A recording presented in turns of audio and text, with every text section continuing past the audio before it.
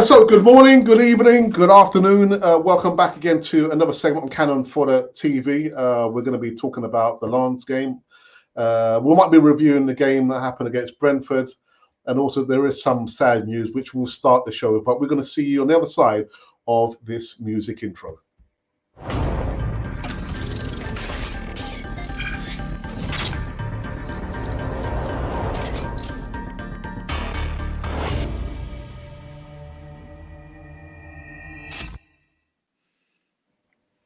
Yes, good morning, good evening, good afternoon. Welcome back again to Canon Fodder TV, the channel apparently for Arsenal fans, supporters all over this globe of ours.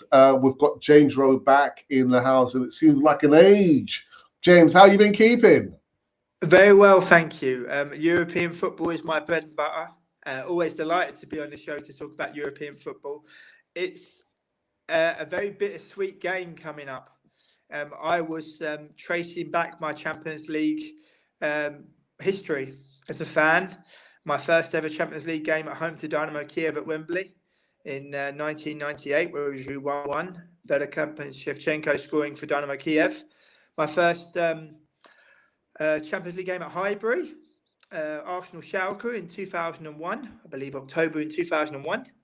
And my first Champions League game at the Emirates, which was Sporting Braga in September 2010.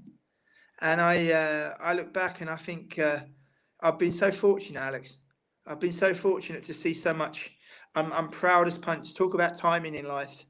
And, I'm grateful. And as I say, I will still go to Arsenal games, but I will be very picky and very choosy because I want to give back to my fellow fan. I want them to experience what I've experienced. And it should be a great game on Wednesday against a very good side. And really looking forward to it. So, James and I have been shooting the breeze before we actually went live. That's why we're a little bit late. But I want to start this Monday evening segment with the sad news and passing of Terry Frederick Venables, former England manager who has passed away at the age of 80. Now, Venables was in charge of England's men's national team between 1994 and 1996. A short tenureship, by the way. During that time, the side reached the semi-finals of Euro 96 European Championship. And I remember it was those days when it was summer. And his family have since confirmed that he passed away peacefully during his sleep. And he had a long illness. So Venables guided the men's national team to the semi-finals of Euros 96, as I just mentioned there. Knocked out by Germany, 6-5 on penalties at Wembley. During his managerial career, he also was in charge of clubs including Tottenham, Crystal Palace, and I've forgotten Queen's Park Rangers, as well as maybe, I don't know, his crowning glory, Barcelona. James, would he have said that? Would it have been his crowning glory, Barcelona? Well, it's a fantastic achievement. This is something I was thinking about today. Obviously, we talk about European football. And in the world we live in, we appear to take for granted going abroad, holidays, travel, working abroad, in my case, for 18 years of my life now. And I look into history and the timing of it. And, Venables went to Barcelona when British people didn't really go abroad, full stop, never mind working abroad. And he managed to secure their first Spanish title in 11 seasons, which is amazing, really. And to be a penalty kicks away from winning the European Cup. The eulogy of Johan Cruyff could have so easily been Terry Venables in terms of Barcelona. And I'm currently reading a book by David Tussell about Jimmy Greaves, and there's a great passage in it which I really want to bring up. Obviously, this is an Arsenal YouTube show, but there's no doubting Greaves was the best of all time. There's a great passage where they talk about his move to AC Milan. This is in a time where the maximum wage in England was £20 a week. He was offered £130 a week at AC Milan and £1,000 signing on fee. And nobody knew what was going to happen with the maximum wage in England. So he took that opportunity. He worked so hard in Milan, but you have to remember he's only there for 4 months. and he was the way they treated the players, where people wouldn't talk to him, and the only information he received was from a backroom staff employee of AC Milan, who was a prisoner of war in England during the Second World War. And that's incredible in terms of communication. And we think now we encourage people to learn foreign languages, and we encourage to broaden their horizons. But I think I knew of Jimmy Greaves' his goal scoring ability, but the courage to go forward at that time. I think reading that book so far, it's just made me admire Jimmy Greaves even more. And I'm not even talking about football. You imagine being 21 years old, newly married, and going abroad, and having such a club rule you like an iron fist. It's not like now where everything's done for you. There was one particular occasion where he went back to his hotel room because he would have a drink with teammates out on the porch, or family members out on the porch of the hotel, and they sealed up his windows so he couldn't get out. And as I say, I know this is a football show, but I always like to educate, always like to encourage. And I think in the case of Venables, great managers always go looking for the challenge. Great managers always go looking for it. I think we're now currently in a generation where it's a bottleneck at the moment, this generation of managers. It's a bottleneck, first and foremost, compounded by the fact there are far too many good managers out of work. That's the biggest problem. Secondly, the globalism and commercialism of the clubs mean that it's no longer tailor-made. It's quick fix. It's hire and fire. I mean, I still can't understand for the life of me, and not because I've interviewed him, how is it that Danny Cowley hasn't got a job? How is it that Chris Wilder hasn't got a job? How is it that Glenn Hoddle hasn't got a job? How is this possible? There's not enough talent in England around at the moment to ensure that these three gentlemen in particular don't have jobs. And I just think that we need to go back to basics a little bit. One of the best books I read this year, Brian Clough and Peter Taylor at Hartlepool. When you read that book, you understand how Brian Clough became the manager he became. And without Hartlepool, he wouldn't have gone on to achieve what he achieved. But, this is a manager and an assistant that is sprucing up the stadium, painting the stadium, marking out the pitch, It would never happen these days. No, but the work ethic involved. Yeah. The want to work, the will to work, and the will to learn your trade, because that's what ensured longevity. That's what ensures longevity. And I worry for the future. We were speaking on air about I was saying about the highlights. Highlights of Arsenal Brentford on the Arsenal YouTube channel last for 2 minutes. They do not show a single opportunity for Brentford outside of a goal line clearance, which is again projecting Arsenal in a positive light. What they're showing isn't football. It's as if they're trying to condition fans to, even, God forbid, we even receive a shot on goal. My goodness, can't have that. That's not real football. That's what I really believe, Alex. What they're doing is they're conditioning fans that don't really understand the innate situation of gameplay, of what goes on. I remember the nights, Champions League nights at Highbury, games at Highbury. I remember being in the clock ends, North Bank, East Stand, West Stand. I remember, fellow fans, if something was said out of turn, and I'm not talking justifiably about racism and xenophobia, because that's always got to be called out. I'm talking about understanding the game. If someone was to say something out of turn in no relation to the game, you get pulled up on it. And often you get explained to you what's going on. I mean, I remember giving Sylvain Wiltord a tough time when I was a young man.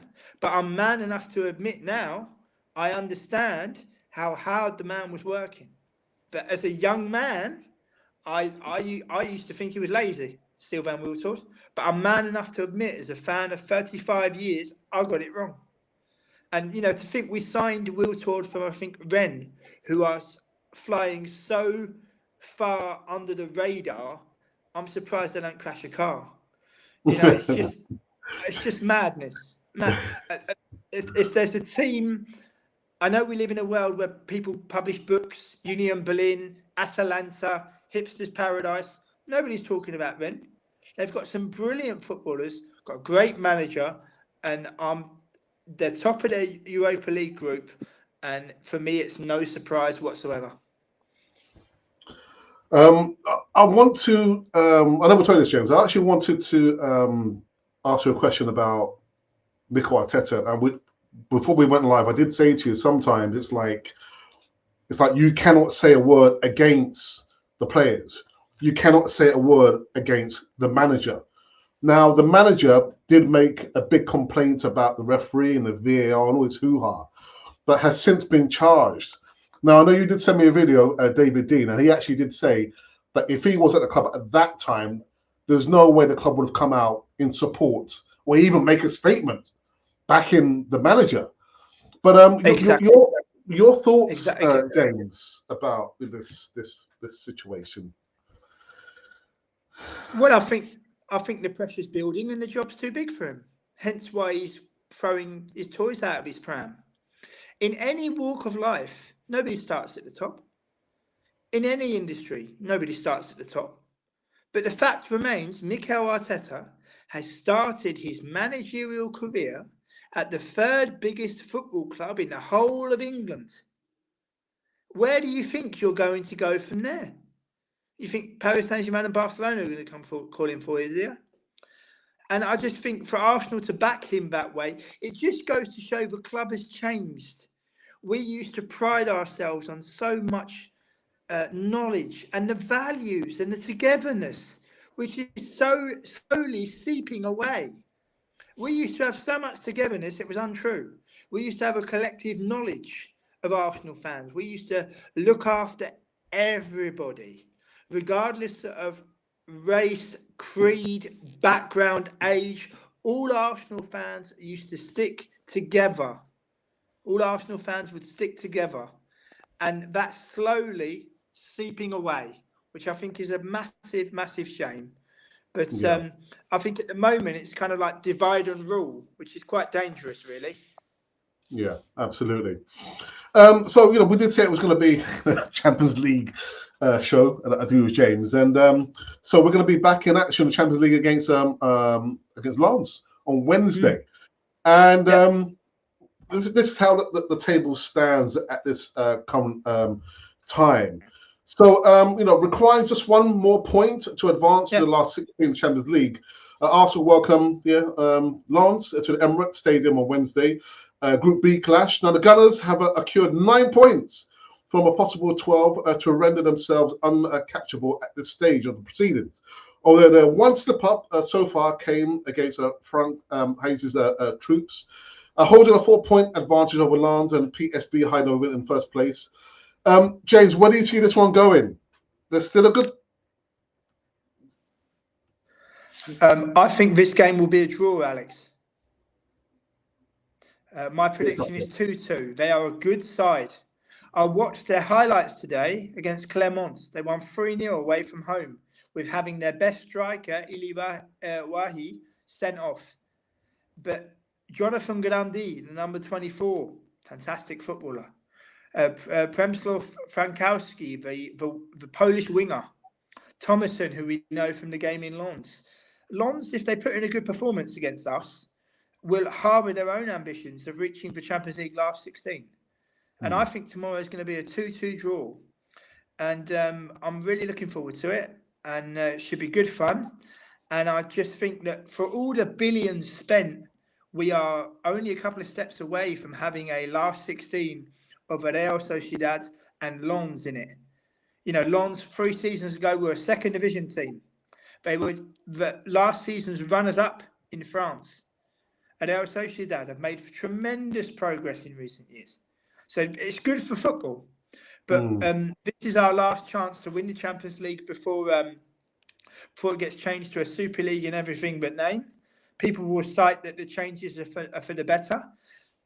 When Arsenal first entered the Champions League, there was a group format. There were 2 groups, would you believe? And if you say that to people now, the Champions League first group phase and second group phase, they go, where you had to play 12 games just to reach the quarterfinals. And they say all in the name of progress. I've been so fortunate to see so much that Wednesday night will be bittersweet for me. I'm delighted to be there. Really, really looking forward to it. But also, that it's the last one. I mean, I may still go to Arsenal in Europe, but I will be very selective. If I've seen the team play live before against Arsenal, I want to give someone else a chance. But I just think as well that, we've taken European football for granted. And that really upsets me as an Arsenal fan. It's not about attempting to win the tournament. It's just participation and restitution. Our attitude has been completely wrong. And even when this draw was made, the draw's been kind. What are you talking about? What, last season's runners-up in France? PSV have won every single domestic Eredivisie game so far this season. They won 13 out of 13. And Sevilla are last season's Europa League winners, having won it 7 times. And then the rhetoric from Arsenal fans was, the draw has been kind. Yeah! What are you talking about? What are you talking about? And I just think that the conditioning of certain fans, it's as if, and I hope I'm wrong, but I think I'm right. Fans like you, like me, like you, like Terry, we're a nuisance to them. We're a nuisance to them. And that really upsets me because I know what I've seen through the years. I've been at Highbury when we were beaten by Auxerre with the likes of Capo and Mexes, and they beat us fair and square 2-1. I've been at Highbury where we couldn't break down Valencia in the second group phase. We had, in the 2002-2003 season, Arsenal played 12 Champions League games. I went to 7 of them, all 6 of them at home, and 1 of them in Amsterdam, which changed my life forever. I was 18 years old, going on 19 that season, and it remains one of my proudest seasons. But I just think as well that, we've just taken it for granted. We really have. And that second group phase, Valencia, Roma, Ajax, didn't win a single home game. And then won in Rome, lost in Valencia, and drew in Amsterdam. And then the final was Milan-Juventus. We've had so many bites of the Champions League cherry. It is embarrassing. If we were Mr. Jones taking his driving test for the 25th time and we couldn't do it, the DVLA would say, I'm sorry, Mr. Jones, this is not your time. This is not for you. This is not for you. And I repeat once again, because no doubt they will put it in the programme about Arsenal's debut in the Champions League in 1998 away to Lens. Rubbish. And how disingenuous do you have to be to the 71 double winners who entered the European Cup, dispatched of Stromgeset, which was our first game, dispatched of Grasshopper Zurich, and then there's no shame in losing to the eventual winners Ajax, who were winning their second European Cup out of 3 in the 70s. How disingenuous do you have to be to that side? And I asked the club, if the 71-72 team would have actually won the European Cup, would they have also been cast aside? Would they have also been? But it's because we're desperate to have a kind of relevance in the Champions League because we haven't got none. We like to say, our Champions League debut was 98. No, it wasn't. Our Champions League debut remains Stromgeset of Norway in 1971. Well said, James. Well said. Well said. And actually, James, you know what? I remember, we're talking about the change of the format come next year. Cup Winners' Cup, you had to be the champion or the winner of your league in order to go to that competition. But now Champions League, 3rd, 4th, 5th, used to have No, it's one ridiculous. slip up, you were out on your ear. Absolutely. One slip up, and that was it. And all these people saying, "Oh, the European Cup doesn't matter." The European Cup is filled with nearly men, from Hibernian to Roma, to Tottenham to just trying to think of another one off the top of my head. Dundee, filled with nearly men, where the narrative could have been so different. This is our last chance to right this wrong. Because as of next season, it's a Super League in everything but name. So even if you do win it, what have you achieved? Even if you do win it, what have you achieved? And we've had so much bites to the cherry. I've been there, Alex. Yeah. I've been there. Very rarely have I missed European games. Off the top of my head, Wembley, Dynamo Kiev as a 15-year-old. Highbury days, off the top of my head. PSV, Auxerre, Dortmund, Roma, Valencia, Ajax, Schalke, Celta Vigo, the Emirates, Partizan Belgrade, Sporting Braga, Montpellier, Milan, Bayern Munich, and so on and so on and so on. Basel, Ludogorets, Olympiacos. Oh, but I've been there. I was there. I was physically there. Monaco. I was physically there. So I've seen all that, but I've never seen my team win it. And it feels quite embarrassing. It really does. Because I've seen it with my own eyes. And I refer back to the 3-1 defeat against Monaco in March of 2015. And it started outside the turnstile, where the guy standing behind me said the following: "Oh, we'll beat this lot 4-0 tonight." I turned around and said, "Excuse me, you are aware that they topped a group with Bayer Leverkusen, Zenit St. Petersburg and Benfica. So they're obviously a good side. Now, Subasic, Berbatov, Kondogbia, Carrasco, and when that third goal went in from Carrasco, if you look at the images behind the goal, you'll see two people. You'll see a guy wearing a red shirt, and that's me, and another guy. Everyone else just upped and left. And then the narrative is, oh, we got knocked out on away goals in France. But if people hadn't left as soon as that ball hit the back of the net. But this is what I mean about I've seen it. And we're not even talking about Europa League games I've seen. I'll have to make another list for that. But the fact remains, I haven't seen my team win a European trophy since I was 10. If we didn't have any participation, I could live with it. I could say, okay, well, it was a moment in time. Wonderful. How lucky was I to experience it? But to have experienced so much. I've experienced 66 Arsenal games from Amsterdam since September 2011 alone. That's without my last season before I left to emigrate to the Netherlands. That's without my youth games with Arsenal in my youth, where I would work overtime to be able to afford my ticket, and I'd work overtime on a Saturday to forsake the domestic game to go to the European game. And again, before we went live, we're just talking about the experience that I've had of watching Arsenal in Europe. It hasn't been quite extensive as James, not even comparable. But I'm thinking, I just don't believe that we're even better equipped this season, James, to win the Champions League. So it's going to be even more bittersweetness in the next few months. That's just the way I see it. Yeah. We're not equipped. Yeah. We're not equipped. Because of a giant of European football, Real Madrid have won it 14 times. Liverpool won it 6 times. Milan have won it 7 times. This is all off the top of my head. They do not accept failure. They don't. They will look and see what's wrong, and they will address it. And that's what they do. That's why Liverpool won it 6 times. That's why they're crowned European royalty, and they are. United have won it 3 times. Aston Villa have won it. They went from the 3rd division to the top table, and he had to sell £3 million worth of players. Brian Little retired at 26. So amazing. It's like Arsenal. I suppose it's like Odegaard retiring now. People would have a meltdown. They'd have a meltdown. Yeah.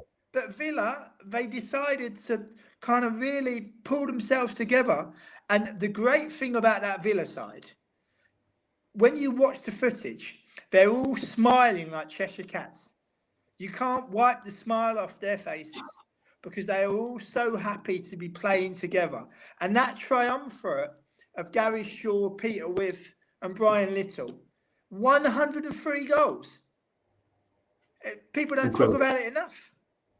Yeah. People don't talk about it enough. There was a great quote today about the story as to how Venables got the job, where apparently Doug Ellis and Bobby Robson were saying Venables is the best manager. I thought about Ron Saunders. I thought, in a parallel world, why couldn't Ron Saunders rock up in Barcelona? In a parallel world. I mean, I put the feelers out and the effort out, not to interview Ron when he was still alive, but I couldn't understand how British football never appeared to search out his opinion. And thankfully, there was a gentleman at the Birmingham Mail, I forget his name, but he said to me, James, Ron leads an extremely quiet life, and it's something that we have to respect. Absolutely. But just honestly, what they achieved is nothing short of incredible. And, a massive football club who have got a manager who, how different could it? Do you think, we reached our first European final in 13 years under Unai Emery without any of his players and without any of his methods. And we beat him after a winless game of seven wins, winless in 7. Do you think Villa are going to drop him like a stone when they have a tough time? No. And that will be to their testament. And you watch, that will pull them through. If you notice the sensationalism, can Villa get top 4? I think Villa are concerned with winning a trophy. They can win the FA Cup. I've backed them to win the Conference League. But all this is, can they get top 4? Do you think they're concerned with top 4? If Unai Emery can win a trophy with Aston Villa, honestly, give him the keys to the city. They haven't won anything for 28 years. And people forget as well, Villarreal, a population of 50,000, he wins them a European trophy at our expense. But people have forgotten about that because nobody was there. I watched it. I also ordered the programme for my own collection because I wanted to read the write-up they wrote about Unai Emery. And it along the lines of a very short return for Unai, who was with us for 18 months. If he'd have stayed with us, we might have a 14th league title now. We might have played in a Champions League final. I'm not saying we would have won it, but the dynamics would have been different. And what do we have now? We have a manager who seems to pat himself on the back that he's achieved 200 games at Arsenal. Mikel Arteta. How many did Unai Emery have, Alex? Have a guess. 70 odd. 78. There you go. 78. There you go. But again, we will reap what we sow. We go to Villa Park on the 9th of December. And I will miss that game due to commitments in the Netherlands. But I will try to record the highlights so I can watch a fair summary of it, and not just on the Arsenal YouTube. But it's the last chance on Wednesday to kind of go out on the group phase on a high. But we're in for a tough game, and my prediction is 2-2. All right. Do you know, with that said, let's go into the live chat because there's been quite a few comments there. Our moderator for this show is Ashley. It says, hey up Gooners, and hey up to you, Ashley. The Assemble says, good afternoon, gentlemen and chat room. And Colin, as always, ever present, says, let's go, Alex. Hit that like button. Slackers, change row. May agree with Tony Adams. I agree with that guy that has a statue. Yeah, I listen, Dave, I told you I put that comment in the group. In terms of what you're talking about, Herbert Chapman's guy with a statue? No, Tony Adams, because you sent me that about his thoughts about Unai Emery, and I put that on. He's spot on, and you think of the greatest captains we've had, McClintock, Adams. Are we gonna do them a disservice by ignoring their opinions? Well, Oh, we're we going could to do him a disservice. Just brush him under the carpet. You got a generation saying, "Oh, who was McClintock? Who was Adams?" Two of the best captains we've ever had. They were, and their opinions need to be accepted and respected above all. Absolutely. Emerson, good evening. Says, good evening, Alex and James. Always have time to listen to facts and knowledge of European football, and it will be a pleasure to meet you on Wednesday if another friend can arrange it. Who knows? We'll just see how Yeah. it goes. It's going to be an interesting time. I always make time for people. Always on the way to the ground, on the way back from the ground. So we shall see. We'll just wait and see how it goes. But I just want Arsenal fans to come together on Wednesday, and I want us to enjoy our last Champions League night properly. Enjoy it with a win, but show what we are. Go out there and just fight, because it's going to be a really, really tough game. Yeah. M1 was also in the live chat. So the head gunners, thanks for Cannon Foy TV today, Alex. Thank you for that. Will Raya be back in goal versus Lens on Wednesday? Great point. I'd like to, first and foremost, I respect all the questions we get. I will always take time to answer every single question. I think it's a great point. I will say this.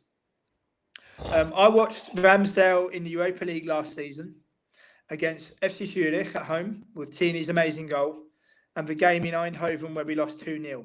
He didn't exactly cover himself in glory, but he hasn't had the opportunity to redeem himself in Europe.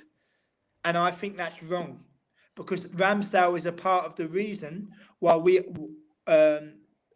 he's part of the reason why we are playing in the Champions League this season. And I hope Ramsdale plays on Wednesday. I really, really do, because I want him to have that opportunity to redeem himself.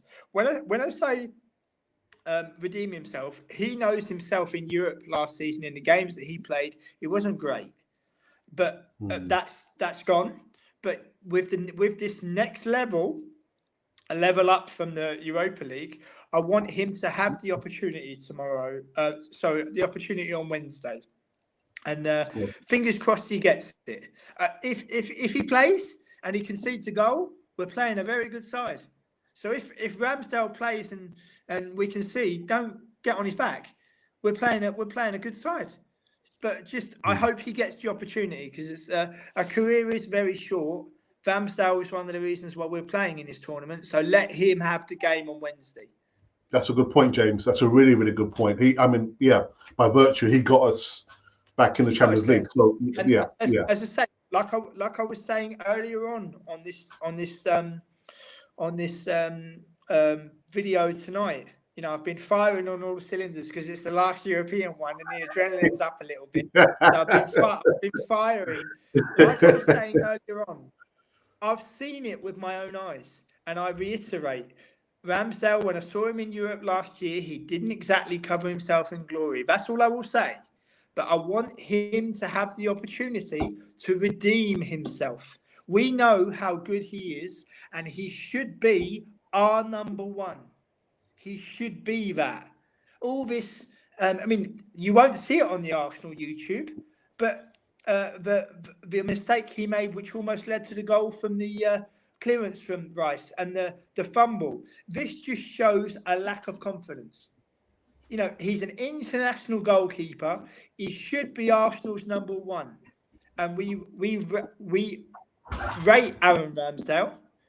We do. And we want him to be our number one. But we've got a manager where the job is too big for him, and it's about playing out from the back. I will repeat once again, and I've seen almost 200 professional football teams in my time as an Arsenal fan and a football writer and a football supporter. I've seen, I think, 9 shy of 200.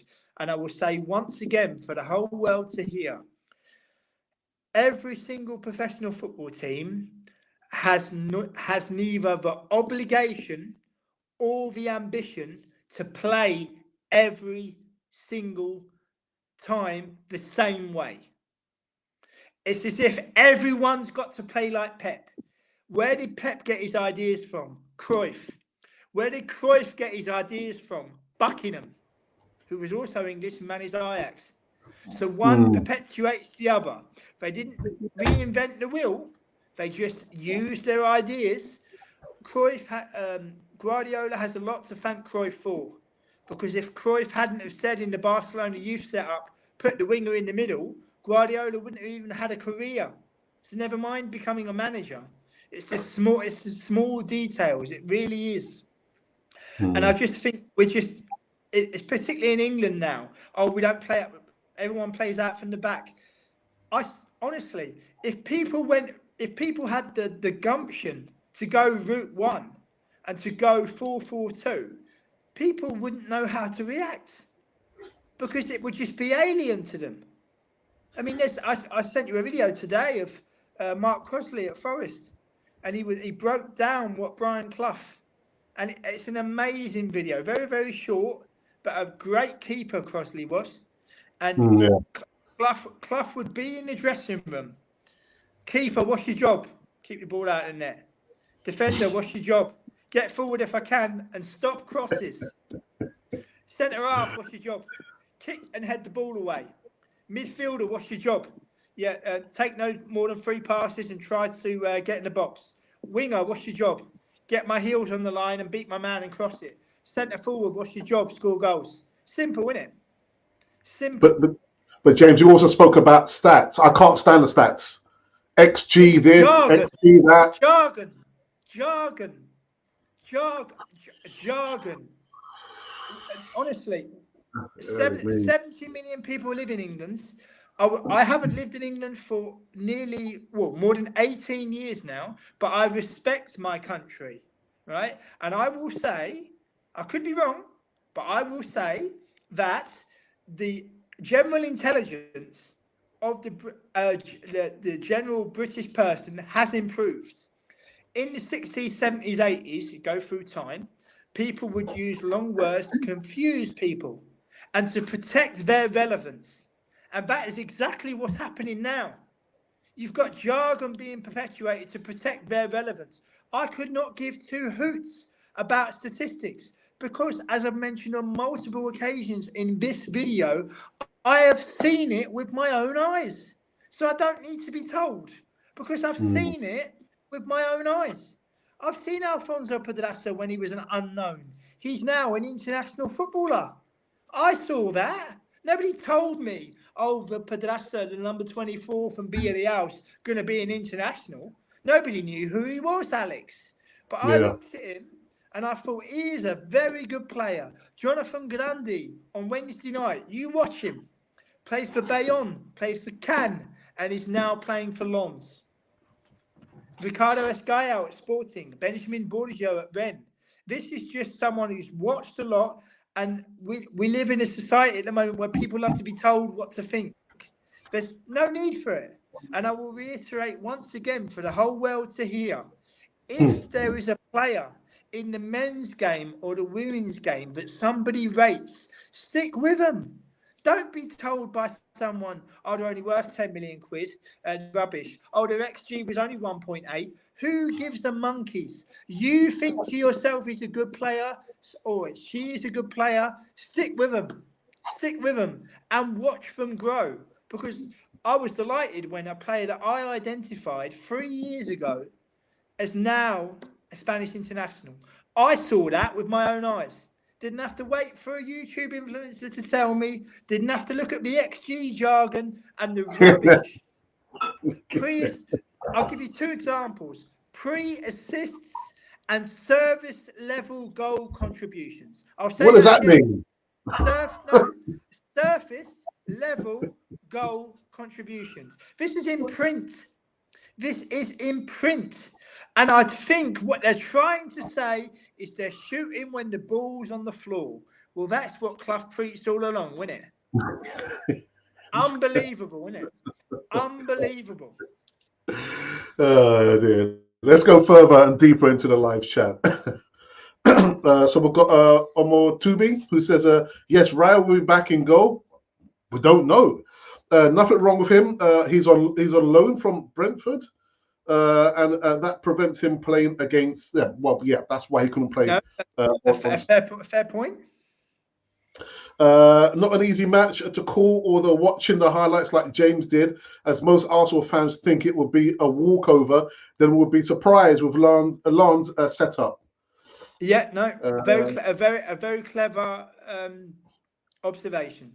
But again, as I've been speaking on this channel for about European football for about 5 years, I like to think I'm respected, which is brilliant, which is great.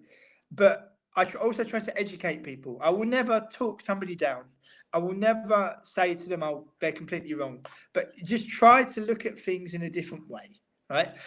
I go on Wednesday to a match in the Champions League. Recently, I've been watching Telstar of IJmuiden, which is 30 minutes away from Amsterdam, and two players have caught my eye. One of them is called Tim Segers. He plays for Maastricht. He's currently injured, I believe. Another one is Jonathan Mulder, who came for the youth set up at ADO Den Haag and AZ Alkmaar. I've seen these two players. They are good footballers. I don't need to be told by an influencer they're good footballers.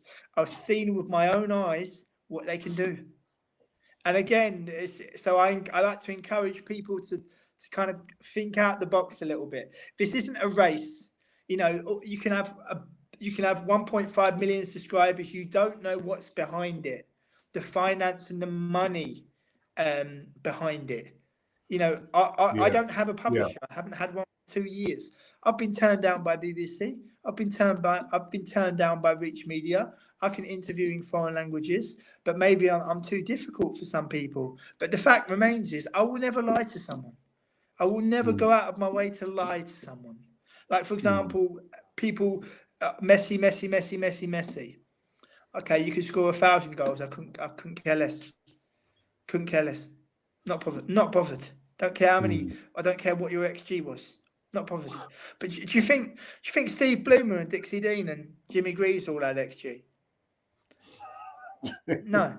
And what people need to understand, what people, and I'm serious with all the points I make, but tonight the bittersweetness of the last one, I deliberately want to kind of go out in style, right? So this is why I've put in my performance tonight, right? The lower down the pyramid you go, there is no money for Prozone. The lower down the pyramid you go, they're not obsessed with statistics because they've got other things to contend with, like paying bills, like putting a squad together, like surviving. And it's as if now it's like a divide and rule, which isn't good. You know, and thankfully I've had the best of it. I've been extremely, extremely lucky. You know, Wednesday night is my 67th Arsenal game from Amsterdam alone since September 2011. Without hybrid days, without the time before I emigrated, without European games in different seasons. So I've seen a lot, and I'm extremely grateful. But I just think to myself about the future. What's going to happen in the future? It's quite worrying. Yeah. Let's run through these last few comments in the live chat. So Omotumbi says, honestly, it's disappointing for Arsenal.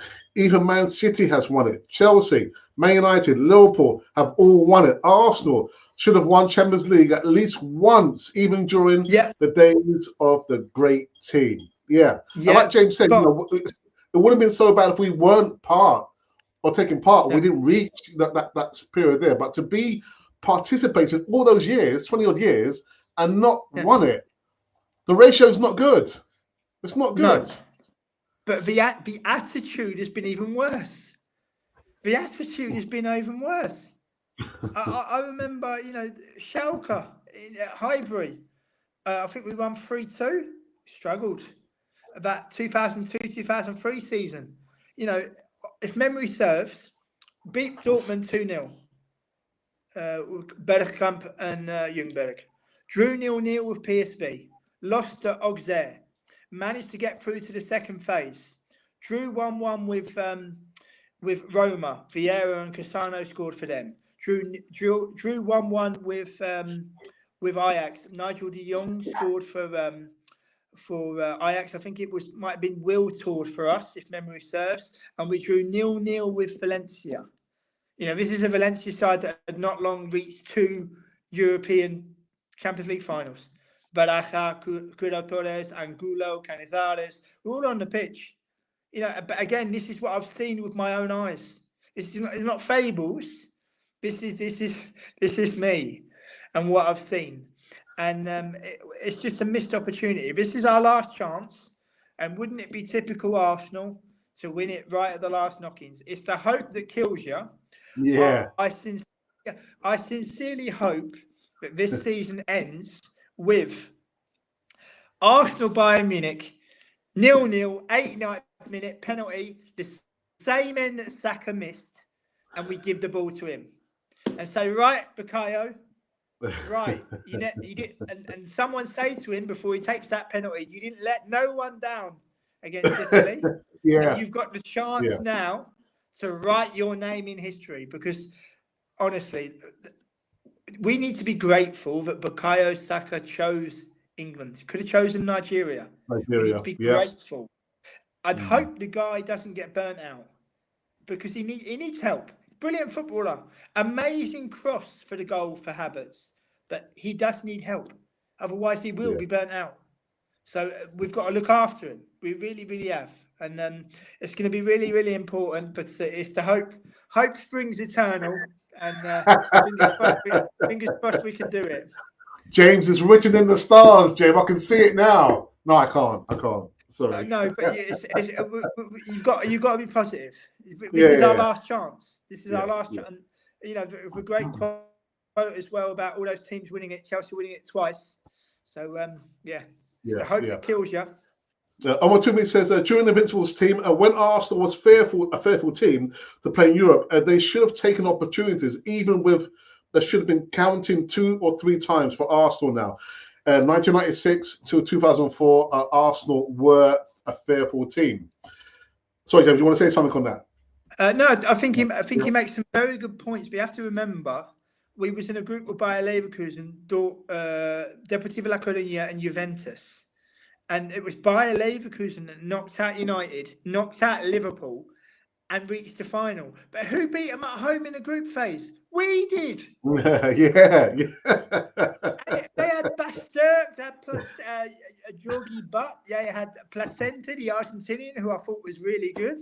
I remember watching the game on TV. I have the program. I didn't go to the game, unfortunately. Never seen Leverkusen, but I remember being, Bergkamp's amazing goal, and my mother, my mother teasing me by saying, is that vocabulary about that goal you're talking about? Does that really exist? But yeah, it's the memories.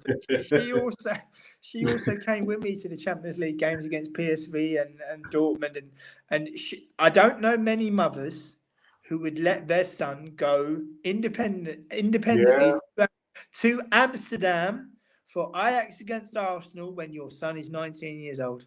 And that game changed my life and the course of my life forever. And she let me go. And extremely, extremely grateful. Yeah. All right, M1's James says Emery hasn't won anything with Villa yet. A good home record, though. Well, 13 in a row, isn't it? Yeah. Home record. Yeah. Many Arsenal still respect Ramsdale. Yeah, of course we do. I hope so. Yeah. What else do we have here? I'm very excited hearing my name. I'm very excited hearing my name, and it means a lot to me, sir. Thank you, Canon for a TV, for reading my comments. Well, we try and do the best that we can. Yeah, indeed we do. Maybe one more from Emerson, who says, good show as always. And James, see you on Wednesday, pending your schedule. And thanks for taking your time. Yeah. And Alexandra says, Saka needs help, and it should be very, very soon. Yeah, in January. Pedro Neto is currently injured. I think that would be a great candidate. My mate Borussia, he's not going to cost 50 million, is he? He's not going to cost. Nobody's heard of him. He's a brilliant footballer. Brilliant footballer. Escaio, Jonathan Grandi. But again. It's going to be really, really interesting, and I look forward to telling you all about it. And I look forward to speaking ahead of the PSV game as well. Yeah. And hopefully our European journey will continue. Well, listen, James, as always, it's been a pleasure. Safe journey. You're traveling down tomorrow, aren't you? Yeah, traveling tomorrow from Amsterdam for the 67th game since September 2011. And for your club to change your life, and then for you to have enough money in your pocket to go back from Amsterdam to Arsenal to watch Arsenal, averaging about 12 games a season, but 6 games a season over 12 years. My apologies. But it's a labour of love, but it's also, there's a great quote in Benevolence in Dutch, which translates to you live your life in periods. So my period of going to Arsenal games from Amsterdam is coming to an end, and I embrace it. I look forward to it, and I want other fans to have the opportunity that I had. I hope there's another Gooner in the stadium who's as enchanted as what I was. I remember the Valencia game in the Champions League. Kuro Torres went down injured, feigning injury on the edge of the 18-yard box, and I went bananas. You're a cheat. You're a cheat. Get up, Kuro Torres. You're a cheat. I remember seeing Rosicky play for Dortmund. I remember seeing that Ajax side: Kivu, Galasek, Ibrahimovic, Labont, Trebelsi. It was amazing Ajax side. Roma with Totti getting sent off for elbowing Martin Keown. I remember Cassano scoring, and he looks about 12 years old. And just amazing memories, really. And I've been so lucky, but that's why I deliberately wanted to go out in style tonight. We'll always speak about European football, but because this is the last one, the last proper Champions League group game at home in Champions League format before it gets changed, I thought it was appropriate to pull out all the stops and to show people what European football with Arsenal in the Champions League is meant to me and what I've experienced. And it's kind of ingrained on your soul and ingrained in your memory. And just been extremely lucky. Well, James, again, it's always a pleasure to have you on. And I can't keep up with you, James. I can't keep up with you. But James. So where can people find you? On LinkedIn. Still like today, publishing reposting my interview with David Howes, who played under Terry Venables at Tottenham, and that was viewed I think about 1,400 times today, which is nice. But the interview is also 3 years old, and I'm still enjoying being a fan. There's lots of people wanting to use the network, but it's my personal network. But we'll just keep going. And my French is okay. I'll maybe have a chat with a couple of Lens fans tomorrow. Lens fans on Wednesday. And I remember doing the same with Monaco. I remember when they beat us 3-1, and I come out of the stadium and I said to one Monaco supporter, "You got some team there, haven't you?" I said, Abdenor, for example, number 5. What a brilliant footballer he is. And so thankfully we have our memories. And I know people are trying to... it's as if people are being conditioned to all think the same thing. But let's not forget what's gone before. Absolutely. Because that's something which is very dangerous when you do that. Don't forget what's gone before. Absolutely. And talk about what's gone before. Again, Terry Venables has passed away at the age of 80. Anyhow, so that's it. This has been Cannon Freud TV with James, going out with guns blazing, and we'll see you actually on the next one. This has been Cannon Fodder, the channel for Arsenal fans all over this world.